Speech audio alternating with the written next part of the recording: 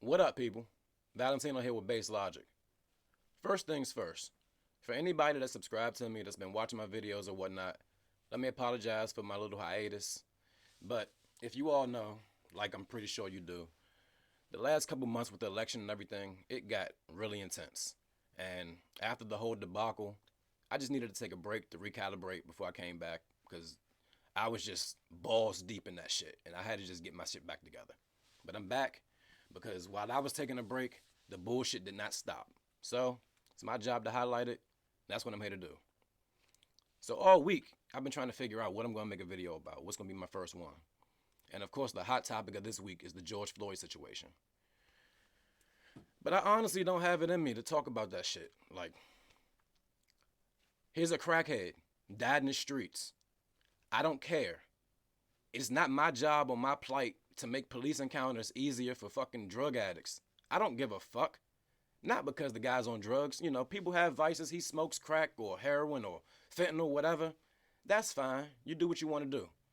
But if you look on this dude's arrest record, he's been locked up for fucking holding a fucking pregnant woman hostage and pointing a gun to her stomach.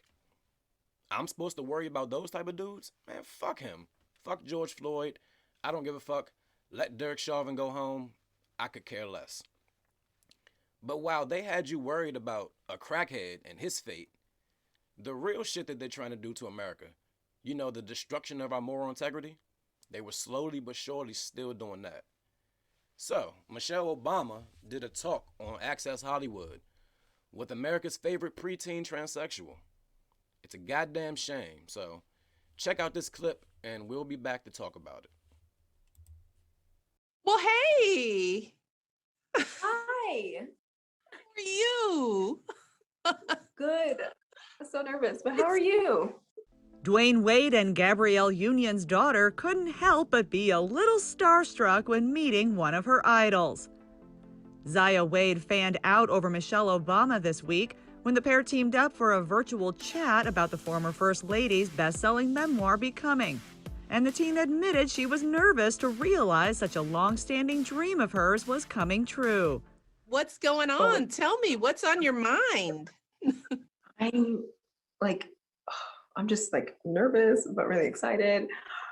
Don't be nervous. It's like, I'm meeting an idol. I'm literally meeting an idol. But like, just preparing for this moment for so long. 13-year-old Zaya asked Michelle what advice she has for young people who want to follow her example of pursuing their dreams with inspiring confidence. And Michelle confessed that she thinks Zaya is the one delivering an important message of empowerment. I mean, I am just so proud of you, being just an amazing role model and embracing your truth, right? You're already doing this. So maybe this is for some other young people that are listening. I feel, but let me just say, it does take time to know what your self is, for young people. So my first piece of advice is be patient with yourself. Number one, at your age or in the teenage years and probably through your 20s, you're going to be experimenting with so many versions of yourself, right? All young people are trying on different versions, different voices. They're learning more about their intellect. They're learning about what they love, what they're good at, what they like. This is the period of exploration, right? And sometimes we put too much pressure on teenagers to know who you're going to be.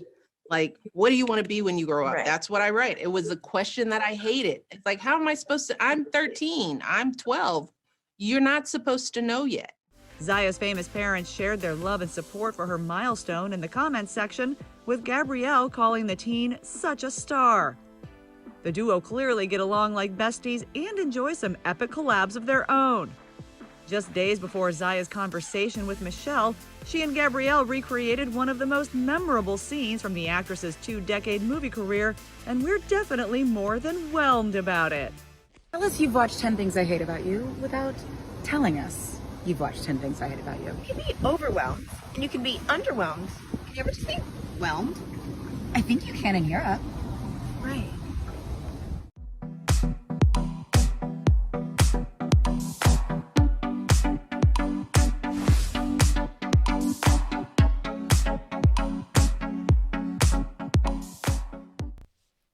right. So I could try to find an eloquent way to say what I want to say, but I'm not. Michelle Obama's a dude. Probably. Like, Michelle Obama is probably a dude at this point.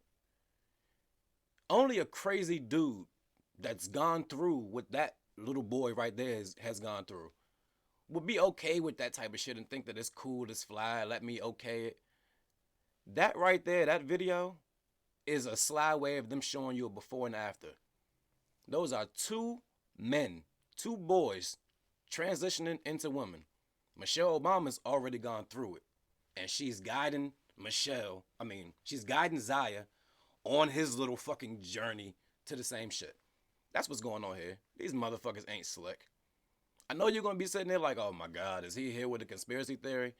Listen, at this point, if you just take the temperature of the country and what's going on, nothing's out of fucking limits. Nothing's out of bounds. Nothing's like, yo, that could never happen.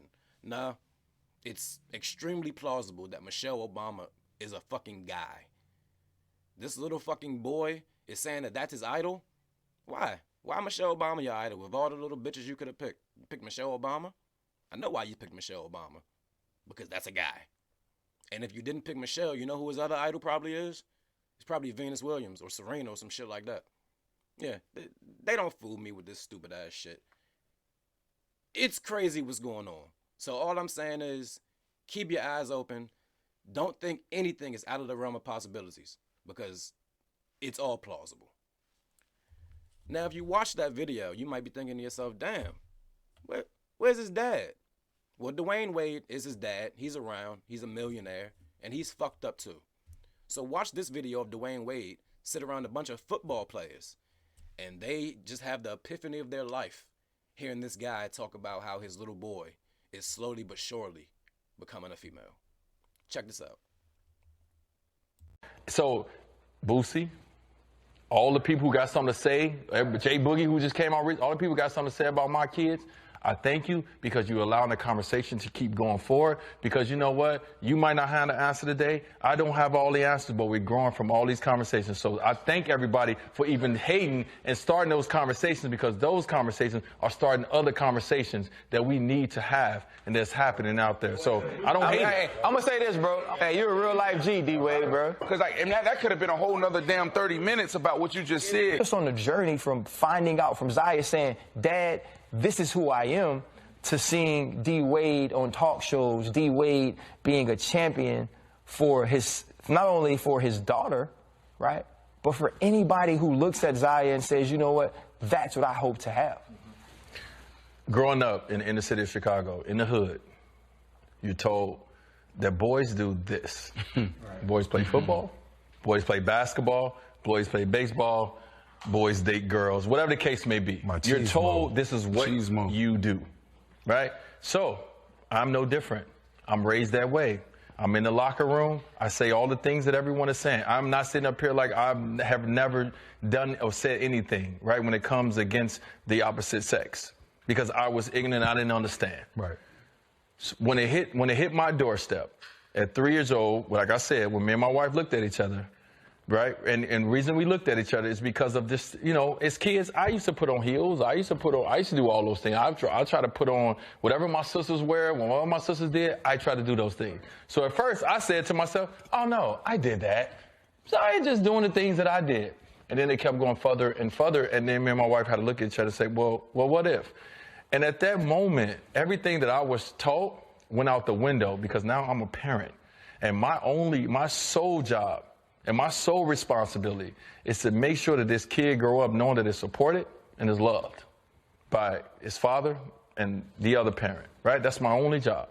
And so when it came down to Zaya, at 3 years old, I looked at it and said, okay, D, I looked in the mirror. And now, not only did I look in the mirror, when I went in the locker room, I started changing the way I talked. I started changing how I listen to things, and I started challenging people in a different way. Once I started to ask questions to my white friends, because I've never been, at that time, no one is in the NBA or play basketball has never been openly gay. Right. I've never had a conversation with anybody in our locker room openly in our locker room. So I was ignorant when it comes to this space. So when my child came home at 8 years old, We were living in Chicago at the time. After I left Miami, which we talked about, my child came home. And the reason my child didn't come home, it was an assignment that was done at school. And the assignment at school would say, tell me about yourself. And this was the time where Zaya took the time to say, I'm black, I'm this, and I'm gay. At the time, Zaya said, I am gay. So the teacher called home. At 8 years old. At 8 years old. The teacher called home and said, hey, I just want you guys to know we post these all over the school, but we didn't want to post this if you guys didn't blah, blah, blah, right? So we sat down with the teacher and talked about the teacher at that time was a gay female. Okay. Gave Zion the confidence. That's a blessing. To be able to say those words. So when we sat down and I was in the room across the way, I prepared myself for 5 years for that moment, not knowing what I was going to do or say. When Zaya sat down with me and was across the way, just like me and you are right now, Ryan, I'm looking at my child. I don't care about anything else. I'm looking at my child, and I'm looking at my responsibilities. I'm looking at a child that's crying, that's afraid to tell their father that they're different than what you probably thought I was, Dad. I don't want to play basketball. I'm not a boy. I feel that I am X, Y, and Z, right? I'm looking at my child scared to tell me. And I feel like I am pretty open at this time. Right. I realized that I needed to do better and I needed to do more and I needed to educate myself. And so what I did is I picked up the phone, I researched as much as I can because I needed to understand. I sat down with my child and I asked questions because I didn't know. Because it's not our job and our responsibility to tell you who you are. You are going to be who you're going to be. It's my job to try to put you in the best positions to help you reach that goal of who you want to be. But it's not my job to tell you. You know what I mean? And right now, we experiencing that with Zaya, my 13-year-old, who last year we came out and we spoke to the world that, hey, my 13-year-old came home and said, Dad, this is who I am. I am a transgender child. And we didn't come out until she was 12 to the world.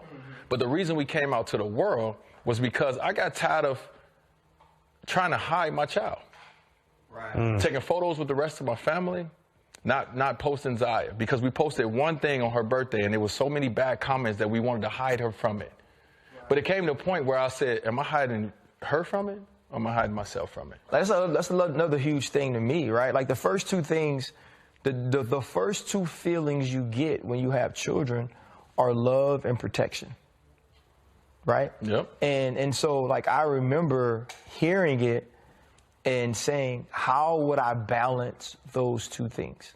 Right? Because, you know, like, we made jokes about me not worrying about being knocked out. But, like, the other thing is, like, I'm just a fighter. Like, I've always been. You know what I'm saying? Like, I got like two modes. Either we're getting along very well or, like, let's just throw hands and see who wins. That's called football, people. You know what I'm saying? Yeah, you know? And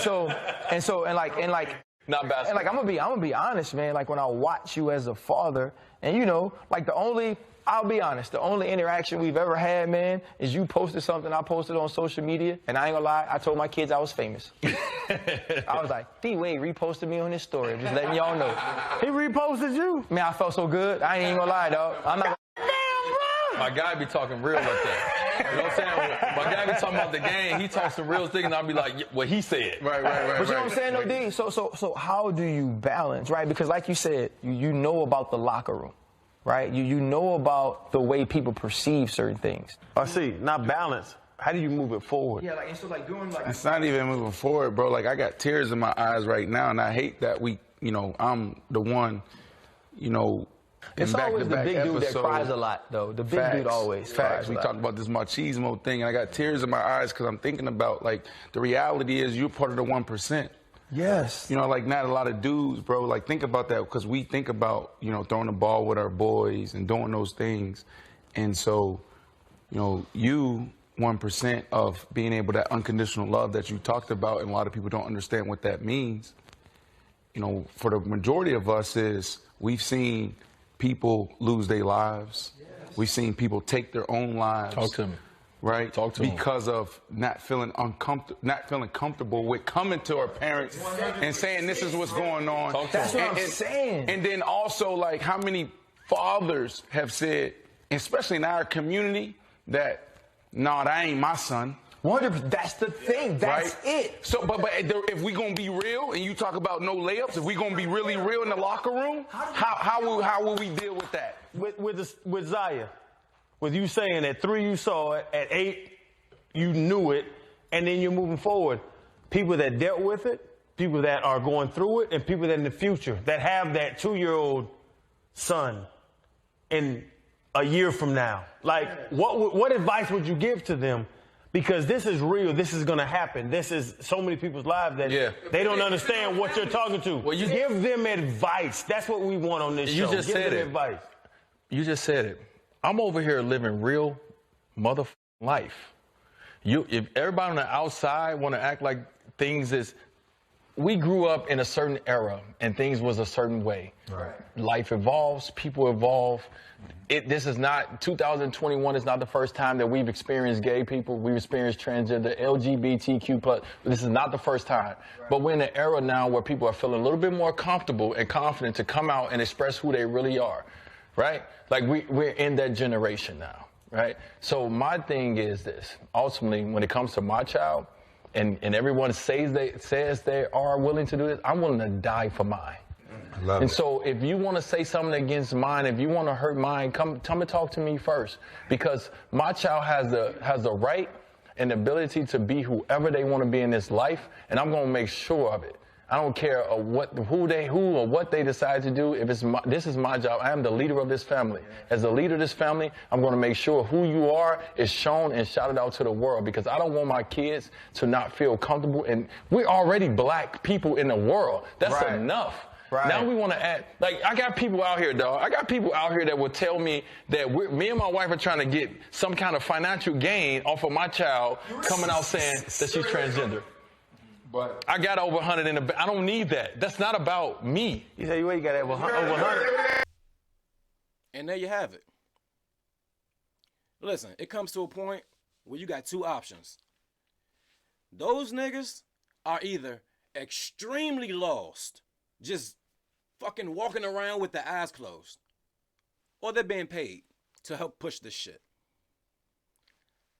Nobody agrees with this shit. Nobody agrees with this shit that's logical, that just has a normal fucking brain. Nobody agrees with this shit that's a normal person. What the fuck is going on?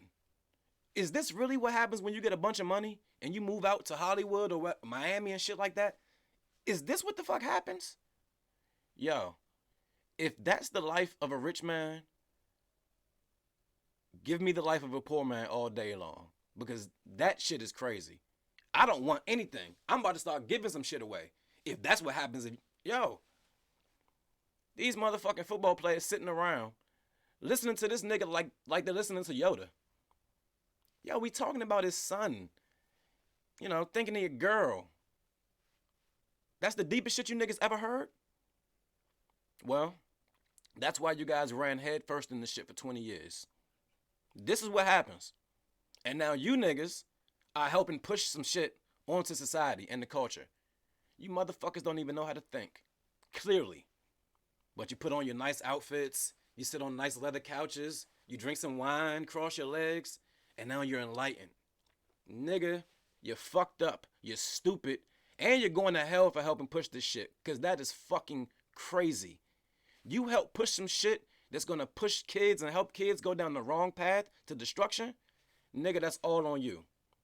So, the point of this video was to let you guys know that while we was all worried about, different shit, the Derek Chauvin trial and GameStop and the stock market, all that shit that's going on, the craziness wasn't stopping. They were still pushing the bullshit. So, like I say all the time, what the fuck are we going to do about it? I'm going to leave my email address down in the description so you guys can contact me if you need something to say. Or if you got an idea for a video you want me to make a video about, I can do that. I'll check you guys later. Peace.